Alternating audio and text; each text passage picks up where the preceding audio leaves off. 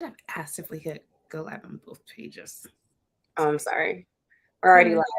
I The know. people love it. The people love it. The people love to see the background world. Behind the scenes. Well, you can do. And the folks who are tuning in and watching this little thing happen can do so as well. You can, if you go on the Afros page, you can share from our stream to yours. Yeah. So, yeah, as you're doing all that jazz, I'm gonna get this intro started because there are people tuning in.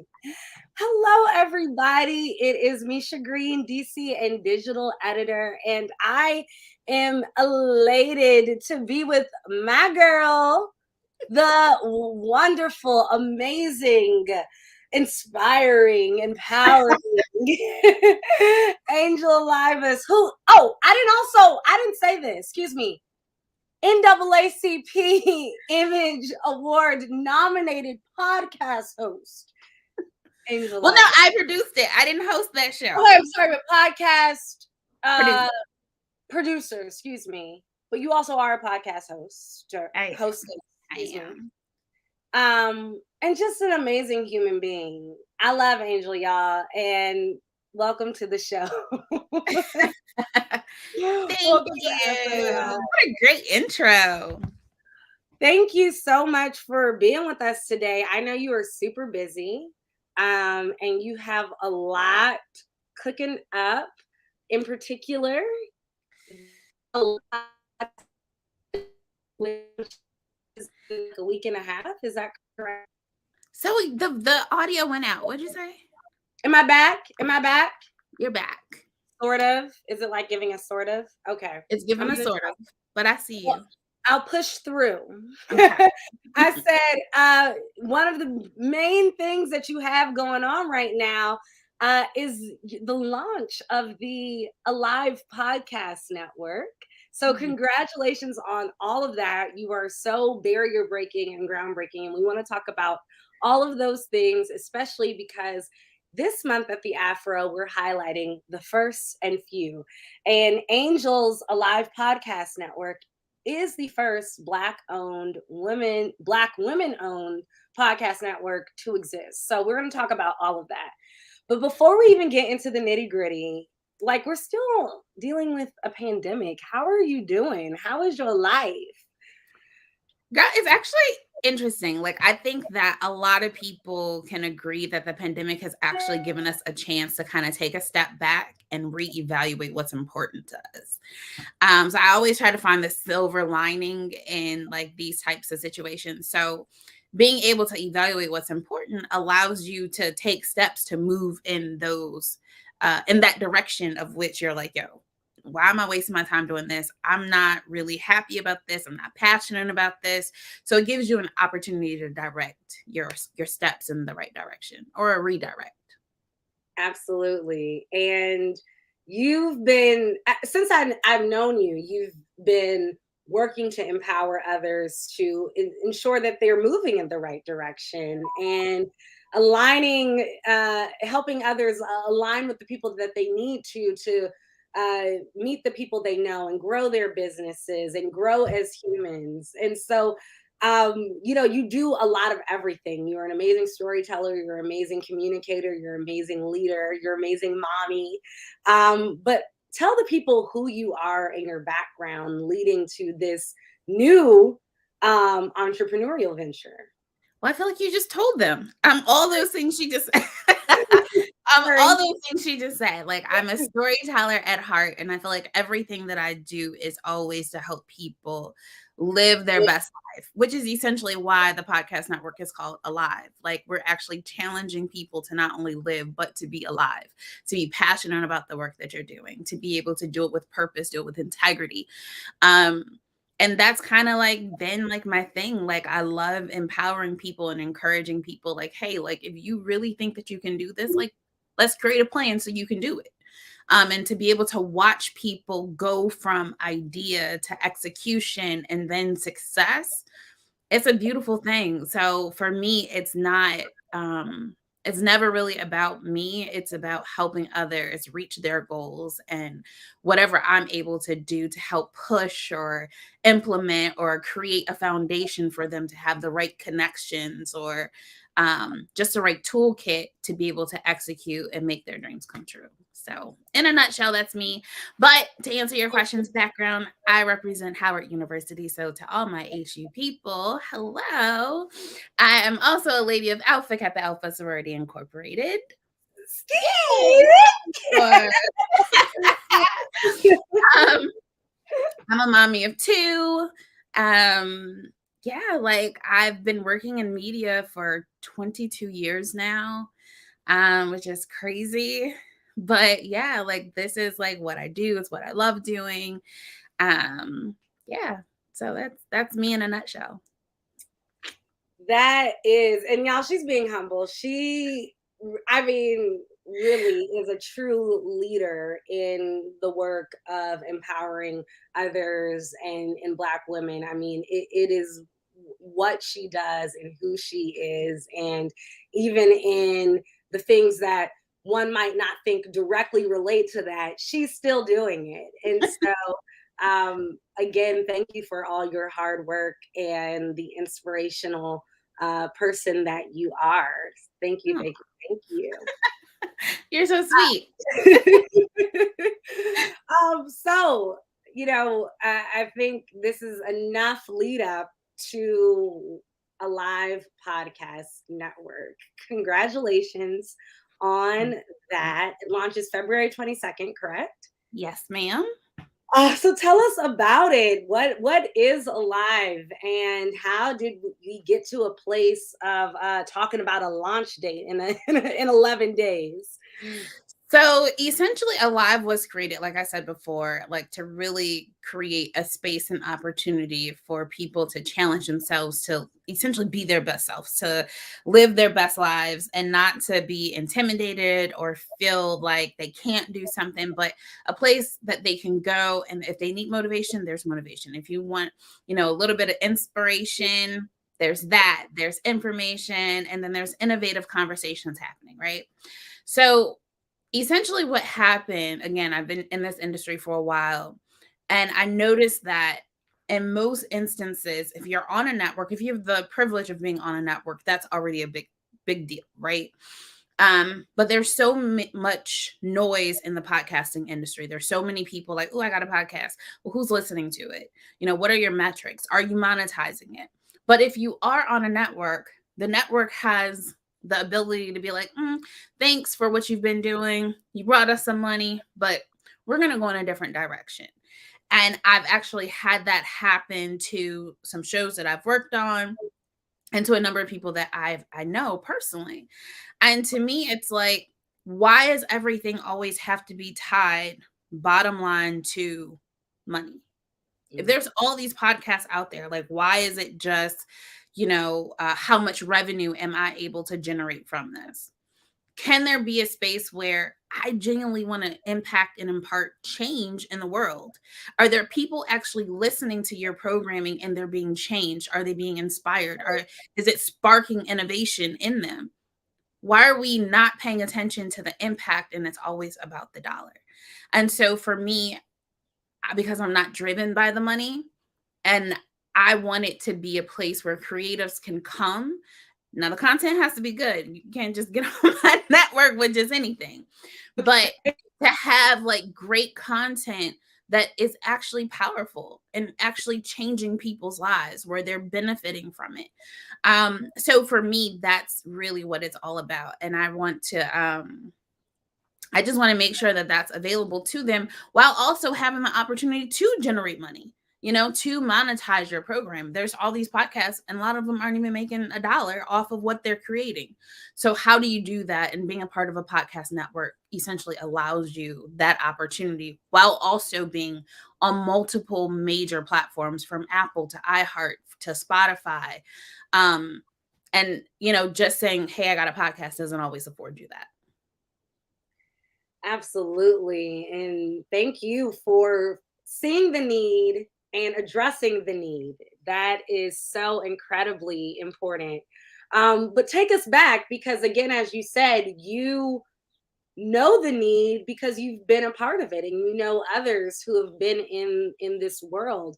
Can you first of all tell us a little bit about some of the podcasts that you've done and are doing and are working on, and then sort of the importance of the podcast world, why we have it, particularly for Black creators.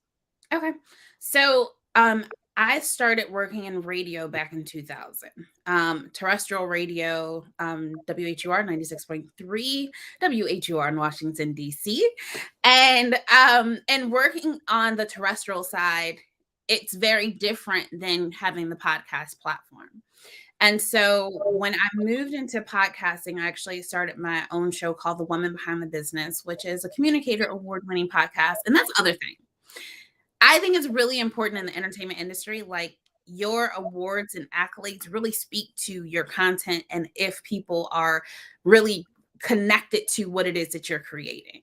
And so I'm very like privileged to be able to say like every show that I've ever touched has won pretty major awards. And so from there, I had like 6 nationally syndicated talk shows. So when Larry King left CNN, I started his radio show. I worked with Jane Pauley on creating a show called Your Life Calling in connection with the Today Show. And so, like, when I say this has been my world, it's been my world. On the podcasting front, though, it really gives people an opportunity to connect and connect and listen at their leisure whenever they want to, right?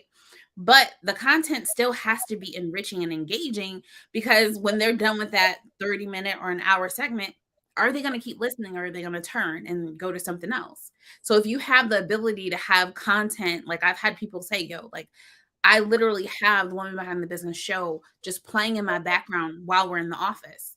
Like, because every episode we're learning something, we're able to implement those lessons into the work that we're doing. And so fast forward, I also worked and produced Tamar Braxton's podcast, Under Construction, which is the platform that is nominated for the NAACP Image Award, which is happening very, very soon. 26th. So we'll be headed out to LA for that.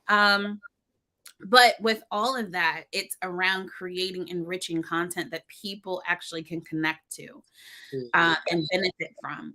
So if you are interested in doing a podcast, which there are a lot of you out there, it's not about you. And that's where I find a lot of people go wrong. The first thing out of their mouths is, I want to talk about relationships because I feel like I have a lot to share. According to who? Right. What's different about your relationship than everybody else's? What certification do you have, or who are you going to bring on, or who do you know that you can have on to keep that conversation engaging, enriching, that keeps people wanting to come back? So that would be my number one tip for people. Like, don't make it about you, because what you think is going to be interesting or engaging, most people may not. So you really have to like figure out like, okay, well, where am I going to be able to come in as a benefit or make somebody's life better by what it is that I want to talk about or what it is that I'm going to share. And under every show that I've created, it does that. Woman Behind the Business gives you business tips. It gives you information on starting a business, how women have excelled and overcome adversity.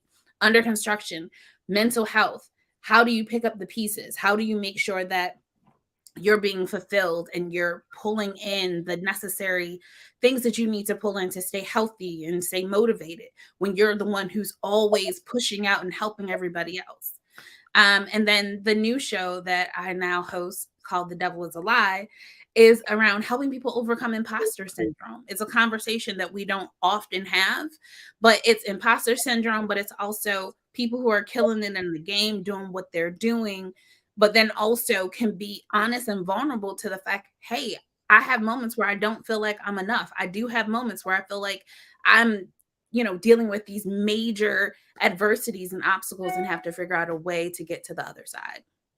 So I love that. I don't know when you sleep, but I love all that you've done and are doing. If you would have seen me like 5 minutes before we went on air, you'd have been like, "Ooh, girl." I don't believe it because you look fabulous. Look, you are sparkling, shining from head to toe, and bringing light and love to us all. So thank you for that. I'm curious because in all the hard work that you've done in your background in radio and podcasts and storytelling, taking you to where you are today with the Alive Podcast Network, how much work it took to formulate this project. And I know you talked in the beginning about the pandemic presenting time to do things like this, but I know it was no easy feat. So tell us a little bit about that. So honestly, it's really putting your mind to just kind of like the organizational part of it, right? Because I've worked in the industry for so long on both kind of fronts in podcasting and terrestrial, I understand like, hey, if you want advertisers, you have to have certain things in place to be able to present them. If you want people to come on the network, you have to have things to be able to present them. And then also your audience. So you have these different pillars of individuals that you're speaking to. And that goes for any business. You always have to know who is my target audience? Who am I speaking to? And you have to be able to speak their language. So in this case, it was really like, okay, well, my number one concern is my audience. What do I want my audience to walk away from with the programming that's being created? Mm, Then it was the content creators. As a creative, I feel like a lot of times our messaging, our voice gets lost in the editorial um, crap that companies want to say, oh, nope, that's not our voice. Oh, nope, that's not what we want to talk about. And so I also wanted to be able to speak to them where they feel like their voice is being heard and appreciated, right?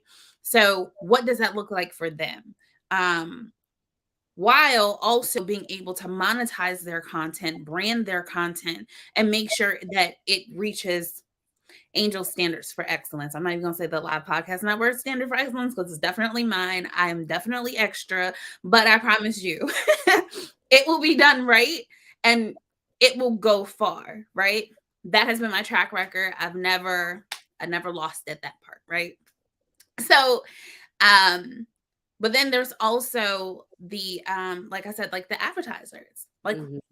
why would they want to advertise and be a part of this network if I'm not basing it solely on metrics? Because advertisers, they care about numbers, right? But how can we say, okay, but this is your target audience. These are the people that you want to talk to.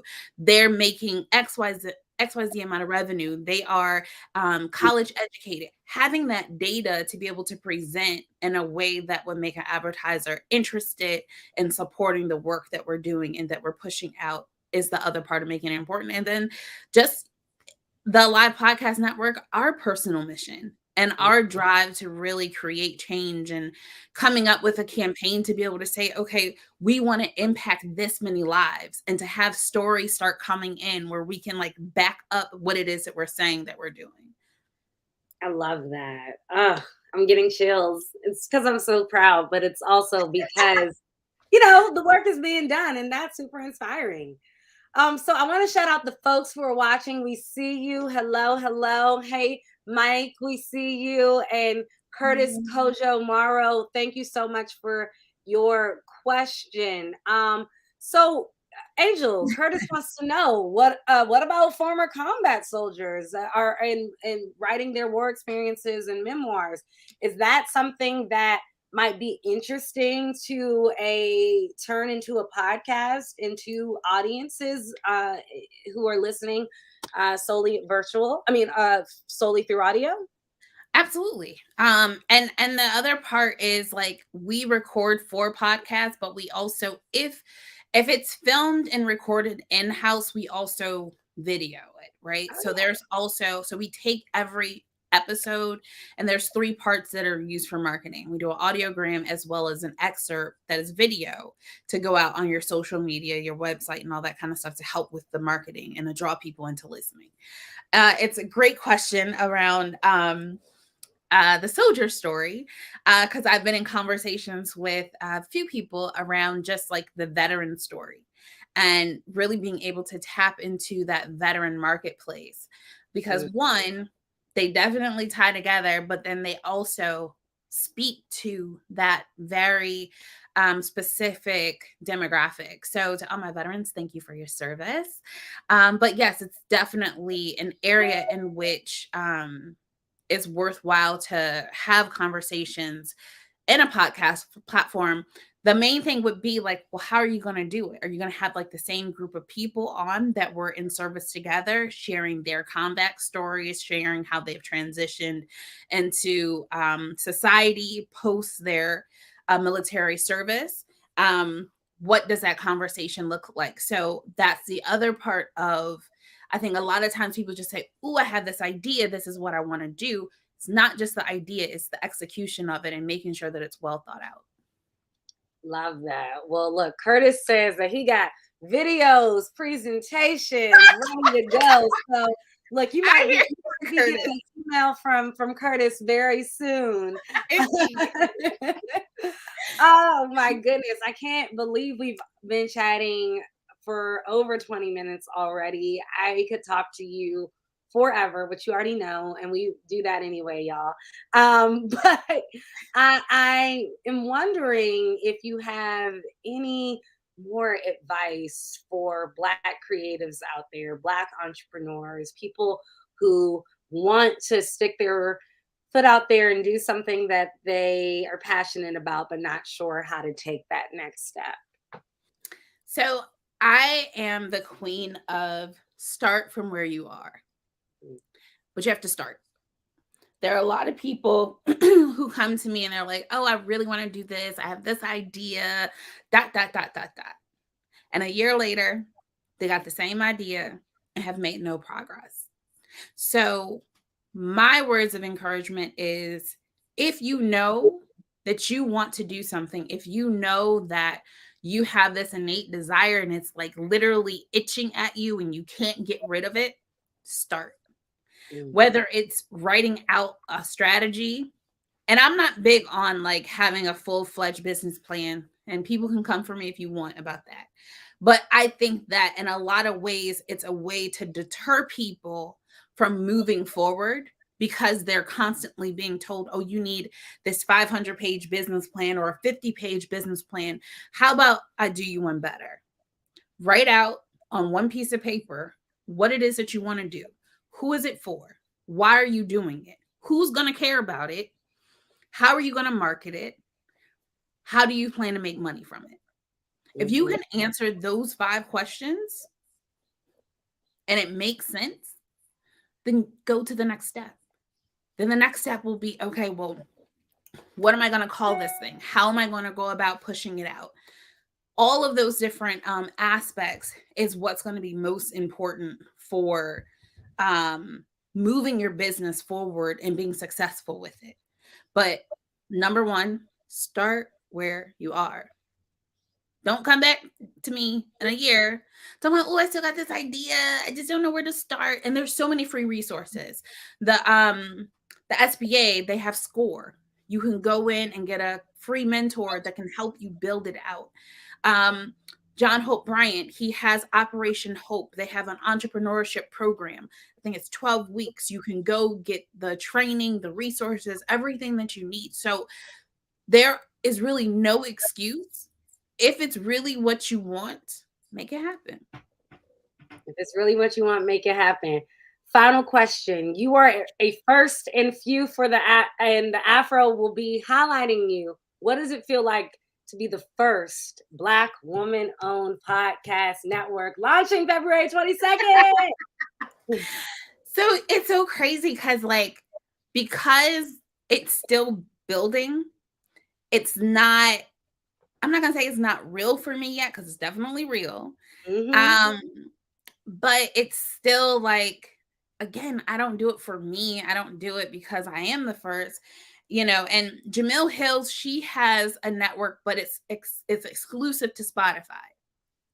The difference with Alive is We're not exclusive to anybody, to me, which is what makes it a true podcast network, right? So you're going to find us on Apple, you're going to find us on Google, you're going to find our programming on all of these different platforms, which are major. So I don't know. I don't know how it feels. I just feel like I still have so far to go, and this is just one step closer to helping other people realize their dreams. Well, we are so proud of you and you realizing your dreams. I thank you so much for your time today. Thank you. Thanks to all those tuning in. We appreciate you as well. And you guys know, February 22nd, a live podcast network. Curtis Kojo asks how to keep in touch with the Angel Nicole by going right there. On all social media platforms, yeah, I don't know if it's that on Facebook, but Instagram, LinkedIn, it's the Angel Nicole. The network website is alivepodcastnetwork.com. You can also follow that page. Again, it's building up because it hasn't even officially launched yet. And it's Alive Podcast Network on Instagram. Thank you. Thank you all. Be safe, be blessed, and take care. We'll see you all on Monday.